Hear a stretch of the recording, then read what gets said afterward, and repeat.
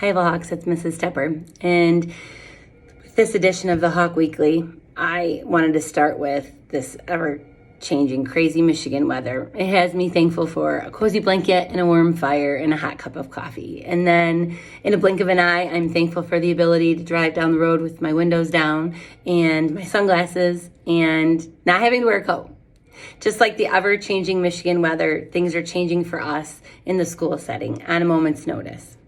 Most recently, with the state's recommendation for whomever was able to work from home to mitigate the spread of COVID, you may notice our teachers shifting from where they were teaching in the classroom to teaching from their own personal houses. And what you will also notice is that the delivery of instruction and holding our Havel Hawks to high expectations and accountability will not change. Our teachers continue to follow the UCS pacing guide, and they embed the school improvement strategies such as close and critical reading, sentence stems, and using academic vocabulary while responding orally in complete sentences, just to name a few of those. At the beginning of the year, our teachers waited and were wondering how they were going to start the school year with students face-to-face or remotely. And I want to recognize how the transitions have challenged our teachers in ways that they didn't think was possible.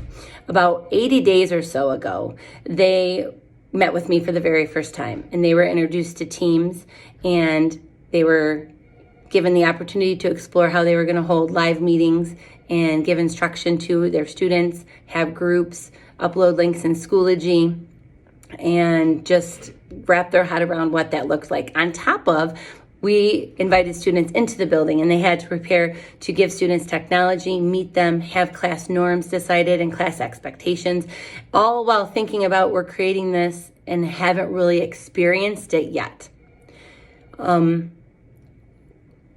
They've also been immersed in many opportunities, as you know, to problem solve with you and with your students, some hiccups along the way.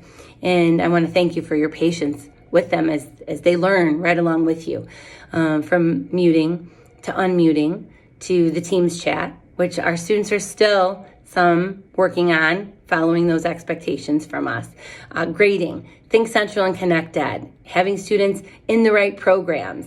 How do I form breakout groups? How do I get my groups going?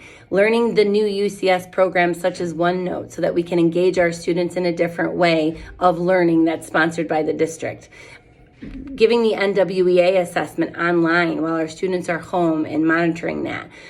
Having platforms that we use on a daily basis not be available for instruction. Internet going in and out either on our end or on your end.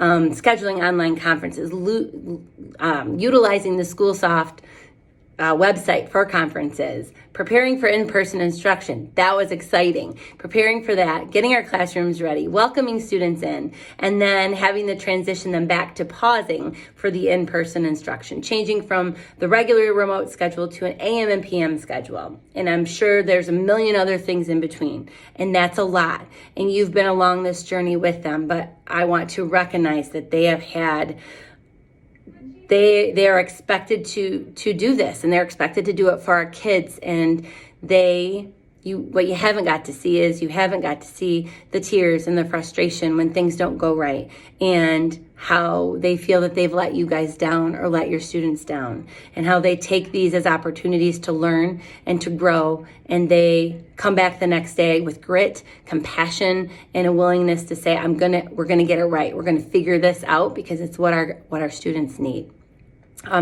They have continued to smile through those challenges, even through some of the tears that we've seen. They will celebrate their student successes. They enjoy them so much on the screen. They advocate for them. They're available for them, and they push themselves to be better teachers. In honor of Thankful Thursday, I would like to thank each member of our Havel community, from Mr. Chris, our daytime custodian, who is available to assist when our students were here, and with our teachers for whatever they may need. Our cook, Miss Julie. We have our special education team, our paraprofessionals, our amazing office staff, our specials teachers, our teachers who are teaching the virtual academy, and our teachers who are in-person remote teachers, kindergarten through 6th grade. Thank you for your grit. Thank you for doing what you do best, for loving our kids, for fighting for them, for not giving up and making this, as we've committed since the very beginning, the most positive experience we possibly can for learning and growing together, for trusting and for working with me to do what our students need. It's not perfect, and sometimes we beat ourselves up for that. But you know what? At the end of the day, when we have those conversations and we come back, we've got a plan to fix it and it works, and you see the successes, I just can't be more proud of how much each of you have grown and how your minds have been opened up to our teaching profession, just what we could do for kids. So thank you so very much. On behalf of the staff, I want to thank our families as well. Have a very happy and healthy Thanksgiving break and a wonderful weekend. Bye-bye.